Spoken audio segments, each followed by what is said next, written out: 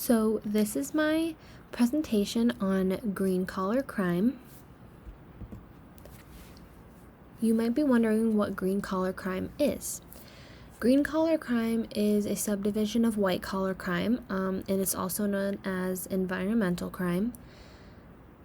These are crimes against nature that are seen as morally wrong and or illegal, and it just refers to the criminal statutory offenses involving harm to the environment, such as a violation of the criminal provisions in the Clean Air Act amendments of 1970, the Federal Pollution Control Act of 1972, or the Endangered Species Act.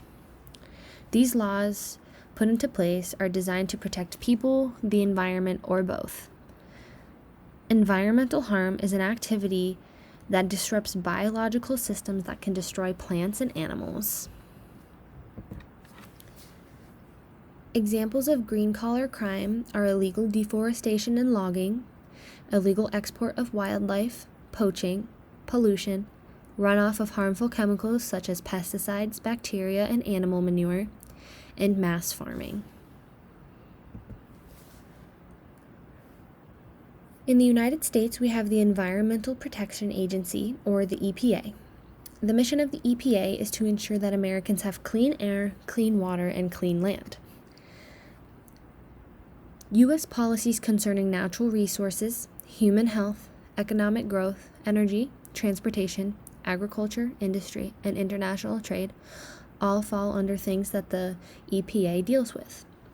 They also provide chemical safety reviews and impose laws to protect human health and the environment. The EPA, like I said, has laws and regulations that they have put into place, and some of this information can be based off of topic, which could be acid rain, drinking water, mold, asbestos, small businesses, and toxic release inventory. It can also be based off of sector, and this could include agriculture, automotive, construction, electric utilities, oil and gas extraction, and transportation. They also have laws and regulations in place, as well as how to comply to them and how we enforce them. Congressional laws and regulations. These are laws written by Congress to provide the authority for the EPA to write regulations, such as the Clean Air Act, the Clean Water Act, or the Toxic Substance Control Act. These regulations explain the technical, operational, and legal details necessary to implement laws.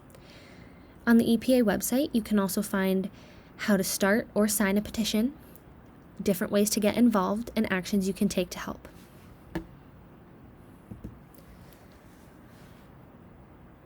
The Clean Air Act, or the CAA, from 1970, is a federal law that regulates air emissions from stationary and mobile sources, and that is directly from the EPA.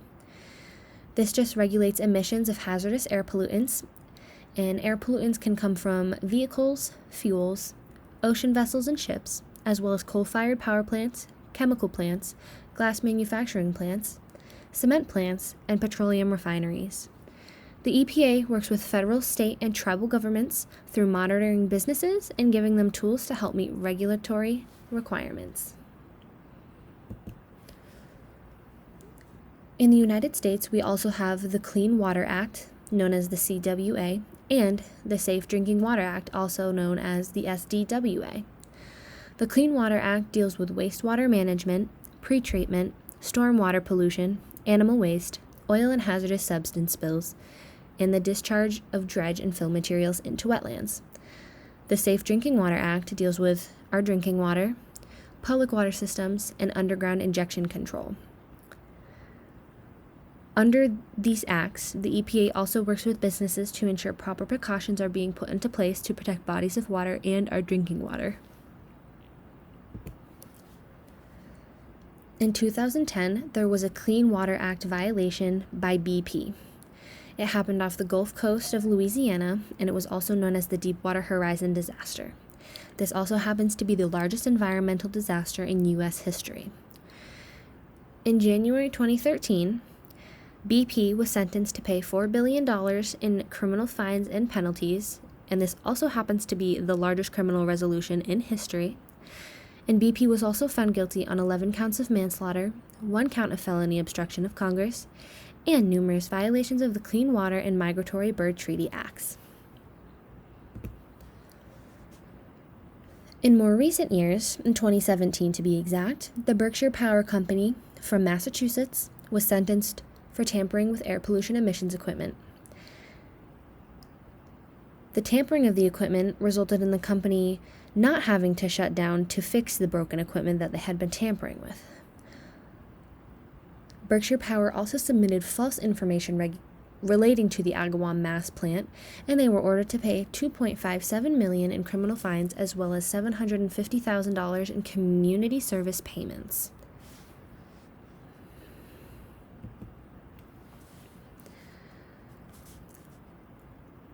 Worldwide, we have the World Wildlife Fund. This is an international organization that was founded in the early 1960s.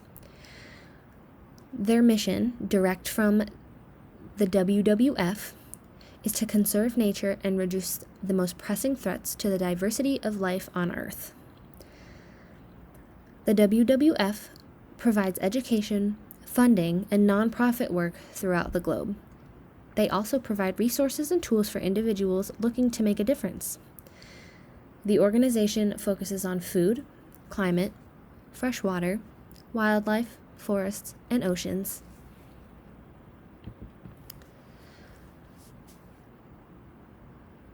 Illegal logging is one of the most sought-after trades right now. It's more likely to take place in poorer nations with inadequate governance and law enforcement, and this just means that they are more likely to get away with it. The illegal logging results in the loss of $5 billion yearly worldwide, and between 2002 and 2012, roughly 20 million hectares of forest were illegally converted into timbers, and China has accounted for more than half of this in the past couple of years. Throughout the world, this illegal act has different punishments. For example, in Australia, they have the Illegal Logging Prohibition Act of 2012, and in Europe, they have the European Union Timber Regulation from the European Parliament from October 2010. And America has the Lacey Act of the 1900s that bans trafficking in illegal wildlife. In 2008, the act was amended to include plants and plant products such as timber and paper. This was the world's first ban on trade in illegally sourced wood products. Next, we have the illegal export of wildlife. This is a multi-million-dollar business, and wildlife can be traded such as skins, leather goods or souvenirs, food or medicine, as pets, and in many other forms. This is done so through illegal poaching, illegal fishing, and right now we have a very large problem with illegal elephant poaching because there is such a high demand for ivory products. Along with the illegal export of wildlife, this can introduce invasive species into delicate systems. This is due to the illegal trading of animals such as snakes, birds, rodents, and insects. There are laws and regulations in place to help the cause and to hopefully stop this morally wrong and unsustainable trade. We have organizations such as the Division of International Conservation, or the DIC. We have our local law enforcement agencies, and we also have the U.S. Fish and Wildlife Service's Wildlife Without Borders. To piggyback on the idea of poaching, I thought I would do a slide of its own. Of course, humans are the number one cause for poaching, and this is because in our contemporary world, we expect to have certain things, such as seafood, leather goods, timbers, medicines, and textiles, and we often refer to these goods as exotic. Poverty in certain countries can turn people to harm our ecological systems as well as the plants and animals that reside in them. Illegal trade and poaching is driven by extremely high profit, and that's why it tends to happen in poorer nations. Rhino horns, elephant ivory, and tiger are among some of the most sought-out items right now. And a sad fact is that the price of rhino horn is very close to rivaling the price of gold. The illegal killing of animals causes whole ecological systems to collapse, and animals, plants, and bugs can go extinct or become endangered. Traps can also be set for different species, but they often get in the way of other animals and lead to the death or capture of an unintended species.